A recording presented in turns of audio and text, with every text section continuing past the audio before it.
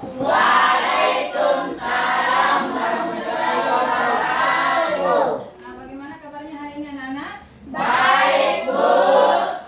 Oke.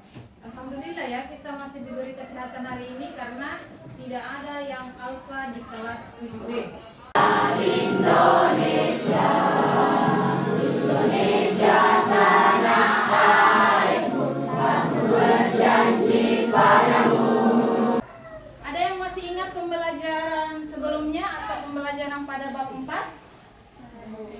Oke, silakan Ferli. Tentang keberagaman suku dan budaya, Bu. Tentang keberagaman suku dan budaya. Oke, apa lagi?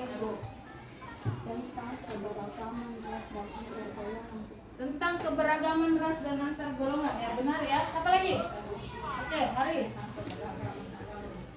Oke, tentang keberagaman agama. Ya, betul sekali anak-anakku sekalian ya. Karena memang di pembelajaran sebelumnya kita belajar tentang keberagaman yang ada di masyarakat. Apakah itu keberagaman suku dan budaya, keberagaman agama ataupun itu ya. Jadi untuk materi kita hari ini, tujuan pembelajaran Ibu bisa lihat di atas. Tujuan pembelajarannya itu yang pertama 7.3 ya, peserta didik mampu memahami urgensi pelestarian nilai tradisi, kearifan lokal dan budaya. Indikator kompetensi tujuan pembelajarannya, jadi kalian harus ini ya, yang mencapai yang IKTP-nya ini. Peserta didik mampu menjelaskan tradisi lokal. Yang kedua, peserta didik mampu menjelaskan jenis-jenis tradisi lokal daerahnya masing-masing. Jadi itu tujuan pembelajaran Ibu hari ini. Jadi pengertian tradisi lokal. Tradisi menurut bahasa Latin yaitu tradition, yang berarti suatu pola perilaku atau kebiasaan atau kepercayaan yang berkembang di tengah masyarakat yang dilakukan secara berulang kali, secara turun-temurun, sehingga menjadi warisan yang dilestarikan, dijalankan, dan dipercaya hingga saat ini. Nah, seperti yang Ibu katakan tadi, semuanya sudah disunat ya? Nastar sudah disunat? Iya, jadi kalau laki-laki yang sudah akil balik itu harus disunat, nah. Karena memang itu dijadikan juga bukan juga tradisi, tapi dia kayak semacam kayak ajaran agama juga. Jadi memang aja ya, karena Ibu sudah bagi kelompok ya. Jadi saya berikan nama ini kelompok akikah. Kata-kata kalian sendiri secara berkelompok. Jadi di sini Ibu mau lihat bagaimana kerjasamanya, bagaimana kalian mengerjakan tugas tersebut, apakah ada yang tidak aktif, apakah ada yang aktif dan lain sebagainya. Oke? Paham? Katanya lemnya sama Ibu punya gunting. Ini guntingnya.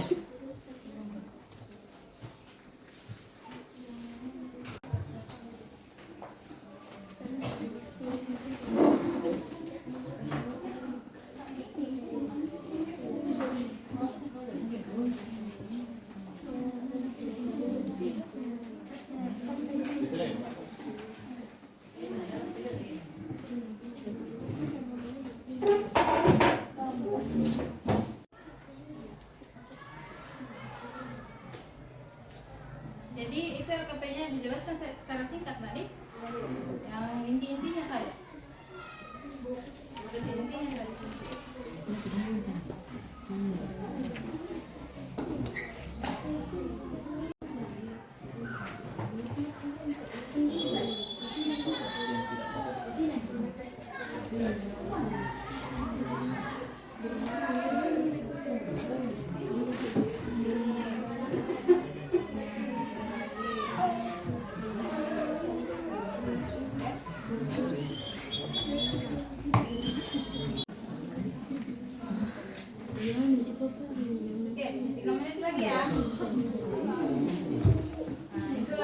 diperlukan namanya kerjasama, ya.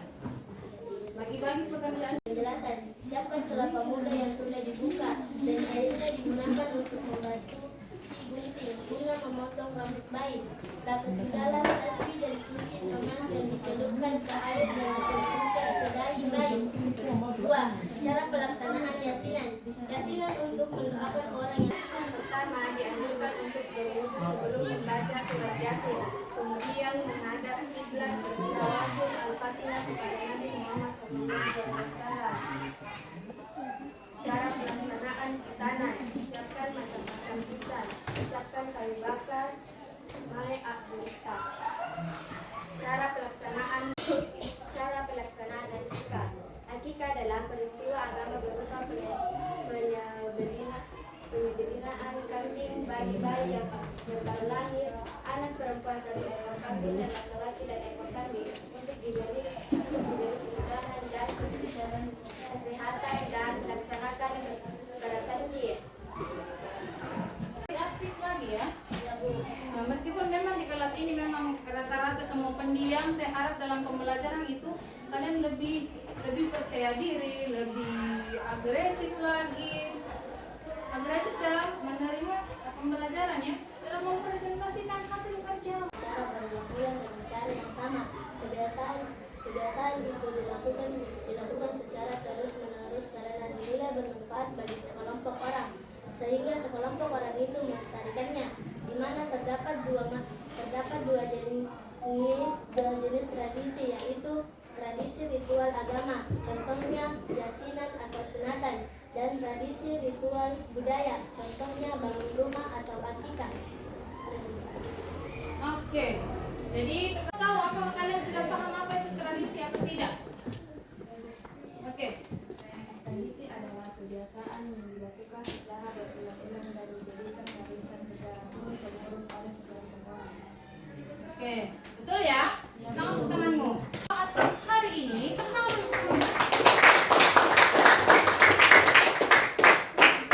jadi manfaat hari ini ya, benar kata temanmu yakin. Dengan pembelajaran hari ini kita lebih tahu itu apa itu tradisi. Apalagi ada sangkut pautnya dengan tradisi lokal, ya. Bahwa refleksi yang akan kita lakukan ini bukan untuk menghakimi pembelajaran yang dilakukan oleh Ibu Sri Susanti. Jadi tujuan kita mengamati pembelajaran yang dilakukan Ibu Sri Susanti tadi adalah untuk melihat praktek-praktek baik apa yang dilakukan oleh Ibu Sri Susanti dalam pembelajarannya untuk dapat kita lakukan juga di kelas tak. Dalam penyampaian hasil-hasil pengamatan sebentar, maka mari kita sampaikan itu dengan. Kemudian yang kelompok yang presentasi sebenarnya dikasih juga kesempatan untuk banyak berbicara, apapun itu salah atau bagaimana, dipaksa bilang kamu jawab ini jangan tinggal. Ibu Santi sudah menggunakan aplikasi Canva dalam pembelajaran dengan menampilkan PowerPoint yang begitu cantik, begitu indah, dan begitu bagus. Kemudian Mungkin tadi media pembelajarannya sudah bagus, hanya mungkin kurang tepat berada di kelas itu, mungkin menurut saya. Seperti itu. Jadi sarannya sangat bagus. Terima kasih karena mungkin saya bisa melaksanakan yang seperti itu dari yang pembagian kelompok, cara mengaktifkan anak, mungkin bisa dibagi ke 4 kelompok. Ya, saya rasa itu bisa saya terima dan mungkin bisa saya laksanakan nantinya.